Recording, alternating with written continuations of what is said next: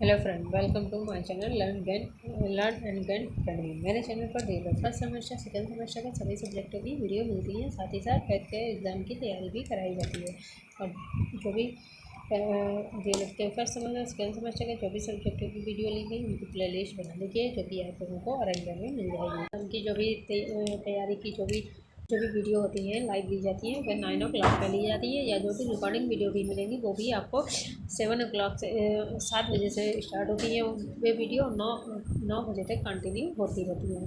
तो उसमें जो भी सर और मैम पढ़ाते हैं। और डीएलएड का जो भी सब्जेक्ट है वो DElEd first semester second semester की जो भी वीडियो होती है वे दिन में सारी क्लासेस होती हैं। तो आप लोगों से अगर मैं और उनकी सारी प्लेलिस्ट भी बना दी गई है, जो भी वीडियो ली गई है, तो आप लोगों को वो मेरे चैनल पर अरेंजमेंट में मिल जाएगी। और जो भी वीडियो से जुड़े हुए डाउट हो आप लोगों को, तो वो मेरी जीमेल आईडी है gmail.com, उस पर आप लोग मुझे मेल कर सकते हैं। तो मैं आप लोगों के सारे डाउट डिस्कस क्लियर करूँगी। और आज का हमारा सब्जेक्ट है सामाजिक अध्ययन। सामाजिक अध्ययन में इससे पहले की वीडियो में जो है आज का हमारा सामाजिक अध्ययन सिलेबस है, और उसके पहले की जो वीडियो थी उनमें मैंने सामाजिक अध्ययन भक्ति काल तक देख लिया था। सिलेबस भक्ति काल तक डिस्कस कर लिया था। आज हम जो है भक्ति काल में कौन कौन से संत हुए हैं उनके बारे में डिस्कस करेंगे और उसके आगे बढ़ेंगे। तो चलिए फ्रेंड्स, देर न करते हुए हम अपना सिलेबस डिस्कस करते हैं। तो जैसे अपना तो देखते हैं, आइए। भक्ति काल में भक्ति आंदोलन के प्रमुख संतों के नाम। भक्ति काल में प्रमुख संतों के नाम क्या हैं? भक्ति आंदोलन में के प्रमुख संतों के नाम हैं। पहला है रामानुज, पहले संत थे जो रामानुज थे। सेकेंड थे निम्बारकर। थर्ड थे माधवाचार्य। सेवंथ है रामानंद। फिर थे कबीरदास। फिर नानक, गुरु नानक और बल्लभाचार्य, चैतन्य, रामदेव। ये सब जो हैं, ये सब संत जो थे भक्ति आंदोलन के प्रमुख संत थे। ये भक्ति आंदोलन जो भक्ति काल युग था उसके ये सारे संत थे। अब हम देखते हैं, आज हमारा नया टॉपिक है और नया चैप्टर है जिसमें है बहमानी राज्य की स्थापना। बहमानी राज्य की स्थापना देखते हैं। बहमानी राज्य की स्थापना 1347 में स्वतंत्र बहनामी राज्य की स्थापना मोहम्मद बिन तुगलक के शासककाल में हुई। वस्तुतः दक्कन में अमीरन ए सदा के विरोध के फलस्वरूप ही बहमानी राज्य का उदय हुआ था। इस विद्रोही की सफलता के बाद विद्रोही अमीरों ने इस्माइल मुख को अपना सुल्तान चुना, जिससे अलाउद्दीन हसन शाह को उपाधि धारण की तथा इसने अलाउद्दीन शाह की उपाधि धारण की तथा गुलबर्गा की अपनी राजधानी बनाई। इसे खलीफा से शासन की मान्यता प्राप्त हो गई। इस वंश का अंतिम शासक था कलीमुल्ला शाह हुआ। इसका अंतिम शासक जो था, इस शासनकाल का अंतिम शासक जो था वो था कलीमुल्ला शाह। 1527 में इसकी मृत्यु के साथ बहमानी राज्य का अंत हुआ। बहमानी राज्य में कुल 14 शासक हुए, जिन्होंने 180 वर्षों तक शासक किया। वे शासक कौन कौन से थे देखते हैं। बहमानी राज्य के प्रमुख सुल्तान कौन कौन से थे? पहला था मोहम्मद शाह प्रथम, दूसरा था मुजाहिब शाह, थर्ड था मोहम्मद शाह द्वितीय, फोर्थ था अहमद शाह, फाइव था अलाउद्दीन द्वितीय, फाइव था हुमायूं, सेवन था निजाम शाह, एट था महमूद शाह तृतीय।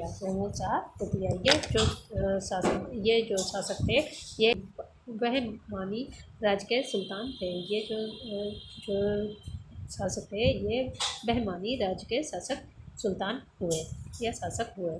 इसका पूर्ण तथ्य है 1470 से 1470 में एथेनेसियम निकेतन नामक रूसी यात्री बहमानी राज के भ्रमण पर आया था। बहमानी राज के पतन के लिए निम्न कारक उत्तरदायी हैं। उसमें कौन कौन से हैं आइए देखते हैं। पहला है बहमानी राज्य को विजयनगर के हिंदू राज्य से अनवरत युद्ध करना पड़ा जिससे बहमानी राज्य की शक्ति क्षीण हो गई। सेकेंड है बहमानी सुल्तान अत्यधिक सहिष्णु थे और हिंदुओं का निर्दयतापूर्वक वध करना, उनके मंदिरों को विध्वंस करना उनके जीवन का प्रमुख उद्देश्य था। जो बहमानी सुल्तान थे अत्यधिक सहिष्णु थे मतलब क्रूर थे, जो हिंदुओं की निर्दयतापूर्वक हत्या करना और उनके मंदिरों का विध्वंस करना उनके जीवन का मुख्य उद्देश्य था। थर्ड है मोहम्मद शाह की मृत्यु के उपरांत जो भी सिंहासन पर बैठा हुए वे अत्यंत विलासी स्वभाव के थे। इससे वे अमीरों और प्रांतीय शासकों पर सकल नियंत्रण न रख सके। प्रांतीय शासकों पर नियंत्रण न रख सके। इसका मुख्य तथ्य है यह है बहरामी राज्य के पतन के बाद दक्कन में 5 स्वतंत्र राज्यों का उदय हुआ। पहला है बीरदर, सेकेंड है बाबर, थर्ड है बीजापुर, 4 है अहमदनगर और 5 है गोलकुंडा राज्य। अब हटेंगे विजयनगर राज्य की स्थापना। देखते हैं। हटेंगे विजयनगर राज्य की स्थापना। विजयनगर राज्य की स्थापना हरिहर और बुक्का नामक दो भाइयों ने की।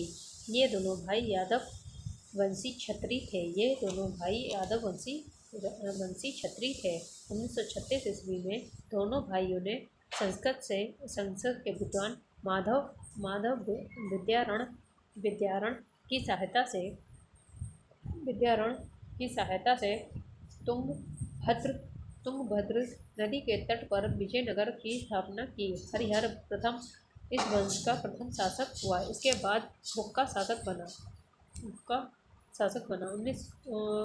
1419 ईस्वी में देवराय द्वितीय राज सिंहासन पर आसीन हुआ। देवराय द्वितीय जो है 1419 में फिर उसके बाद सिंहासन पर बैठा। वह बड़ा वीर तथा योग्य शासक था। उसके शासनकाल में 2 विदेशी यात्री इटली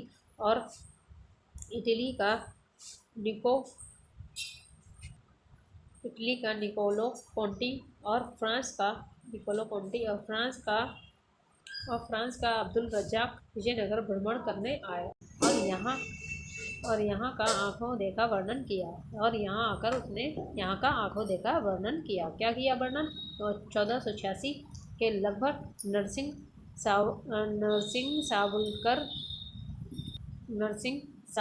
सालुब ने अपने स्वामी विरूपाक्ष को सिंहासन वर्णन किया। अब पहले देखते हैं विजयनगर के प्रमुख सम्राट। विजयनगर के जो प्रमुख सम्राट कौन कौन से थे? हरिहर प्रथम था, फिर उसके बाद हुआ बुक्का, फिर हुआ हरिहर द्वितीय, फिर हुए देवराज द्वितीय, फिर हुए नरसिंह, फिर नरसिंह के बाद कृष्णदेव राय और फिर सदाशिव राय हुए। और 1486 के लगभग नरसिंह सालुब ने अपने स्वामी विरूपाक्ष को सिंहासन नचयुत करके स्वयं राजगद्दी पर अधिकार कर लिया। 1509 से 1539 तक कृष्णदेव राय गद्दी पर बैठे। 1509 से 1539 तक कृष्ण राय गद्दी पर बैठे। उसने अपने शासनकाल में बड़ी उपलब्धियां प्राप्त की। उसकी राज्यसभा में 8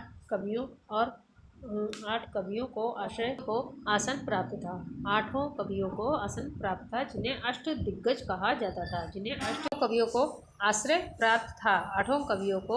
प्राप्त था और जिन्हें अष्टदिग्गज कहा जाता था। महत्वपूर्ण तथ्य क्या है? महत्वपूर्ण तथ्य देखते हैं। कृष्णदेव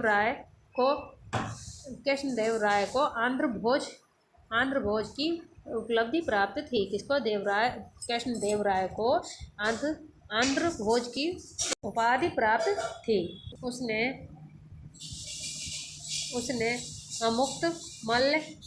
अमुक्त माल्यद व जामवंती कल्याणम जैसे ग्रंथों की रचना की। उसने जो है माल्यद व जामवंती कल्याणम जैसे ग्रंथों की रचना की। पुर्तगाली यात्री डोमिंगोज पेज उनके संबंध में लिखता है कि वह इतना विद्वान तथा सफल शासक है जितना कि होना संभव है, जितना कि होना चाहिए। अपने पद, सेना तथा भूमि की दृष्टि से वह किसी भी सम्राट से बढ़कर है।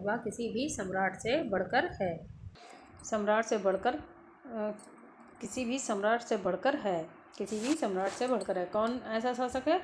कृष्णदेव राय।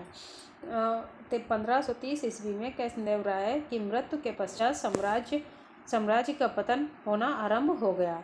कृष्णदेव के बाद उसका भाई अच्युत देव शासक बना। 1542 में उसकी मृत्यु के बाद सदाशिव राय सिंहासन पर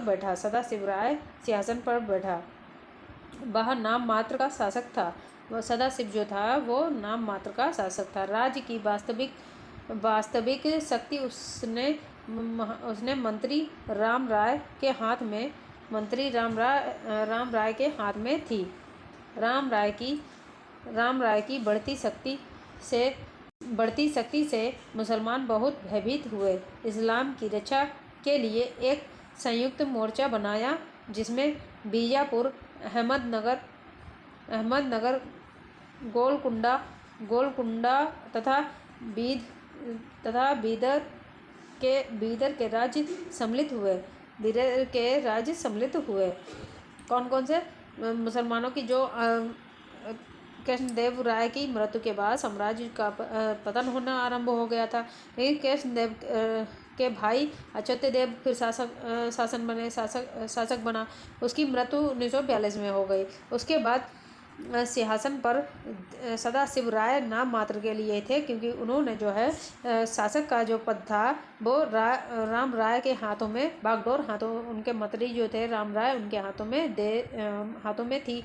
राम राय की बढ़ती शक्ति से मुसलमान बहुत भयभीत हुए और मुसलमानों ने सारे साम्राज्य के जो साम्राज्य थे संयुक्त मोर्चा बनाया, रक्षा के लिए संयुक्त मोर्चा बनाया। कौन कौन से राज्य के?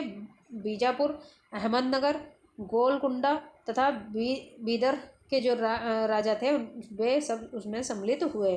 1565 में तालीकोट का युद्ध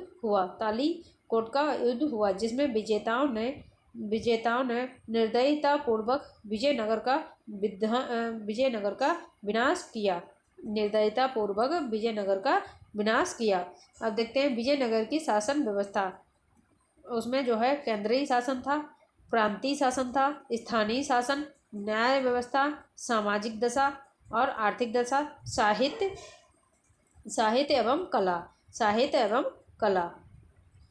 विजयनगर राज्य सामंतशाही प्रथा पर आधारित था, जो विजयनगर राज सामंत शाही प्रथा पर आधारित था। राजा पूर्णतया निरंकुश तथा स्वेच्छाचारी था। राज राज्य प्रशासन को सुविधापूर्वक संचालित करने के लिए साम्राज्य 6 प्रांतों में विभाजित था। जो विजयनगर का राज्य था वो सामंत शाही प्रथा पर आधारित था, राज्य पूर्णतः निरंकुश में था तथा स्वेच्छाचारी था। राज्य प्रशासन को सुविधापूर्वक संचालित करने के लिए 6 प्रांतों में विभाजित किया गया था। देखते हैं विजयनगर की सामाजिकता अच्छी थी। स्त्रियों को समाज में उच्च स्थान प्राप्त था। इसी काल में सती प्रथा तथा बहु विवाह प्रचलित था। आर्थिक दृष्टि से विजयनगर अत्यधिक संपन्न था। लोगों का प्रमुख पैसा कृषि व्यापार था। विजयनगर के राजाओं की साक्षरता में तेलुगु, तमिल, कन्नड़ भाषाओं का तथा साहित्य की बड़ी प्रगति हुई। 200 वर्ष से अधिक दक्षिण की राजनीति में सक्रिय भाग लेने वाले विजयनगर साम्राज्य का तालीकोट के युद्ध के उपरांत पतन हो गया, जिसमें निम्न कारण उत्तरदायी थे। वे कारण क्या थे? वे कारण थे बहमनी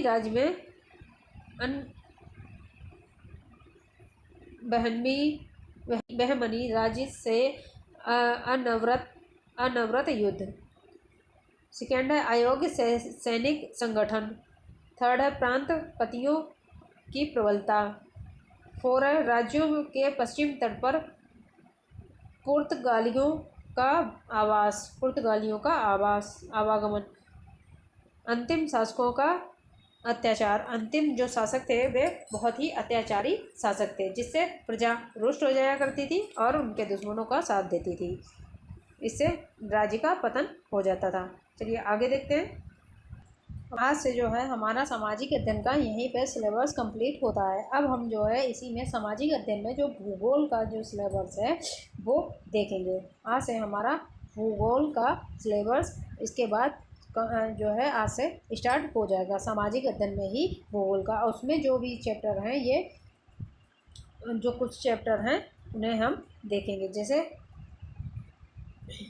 सूर्य, पृथ्वी, चंद्रमा व प्रकृति शक्तियों का मानव जीवन पर प्रभाव, चंद्रमा की कलाएं, चंद्रग्रहण, सूर्य ग्रहण, ये हम साइंस में भी पढ़ चुके हैं, साइंस में भी पढ़ा था और इसमें भी हम ये पढ़ेंगे।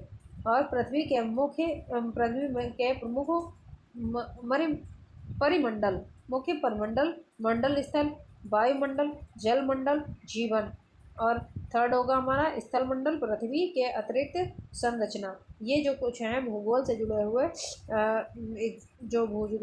हुए जो सिलेबस हैं वो हम देखेंगे। तो चलिए फ्रेंड, आज के लिए हम यहीं तक रखते हैं। आज हमारा सामाजिक का सिलेबस कंप्लीट हो गया, लगभग हमारा हिंदी का सिलेबस भी कंप्लीट हो गया। अब आप लोग जो भी मेरे चैनल की जो भी वीडियो है बस उस पर मल्टीपल टाइम रिविज़न करते रहिए, क्योंकि आप लोगों के एग्ज़ाम में बस ज़्यादा नहीं 2 मंथ ही रह गए हैं, उसके बाद आप लोगों के एग्ज़ाम होंगे। तो जल्द से जल्द आप लोग जो है अपने एग्ज़ाम की अभी से प्रिपरेशन स्टार्ट कर दीजिए, ताकि पेपरों तक आपको अच्छे से सारा सिलेबस रिवाइज हो जाए। तो चलिए फ्रेंड, आज के लिए इतना ही रखते हैं। आप लोगों को अगर मेरे चैनल की वीडियो से थोड़ी भी हेल्प होती हो तो प्लीज़ मेरे चैनल को लाइक करें, सब्सक्राइब करें, कमेंट करें और जो भी अपने फ्रेंड हो उनको सबको शेयर करें, ताकि उनकी भी हेल्प हो सके। चलिए bye, take care, bye bye.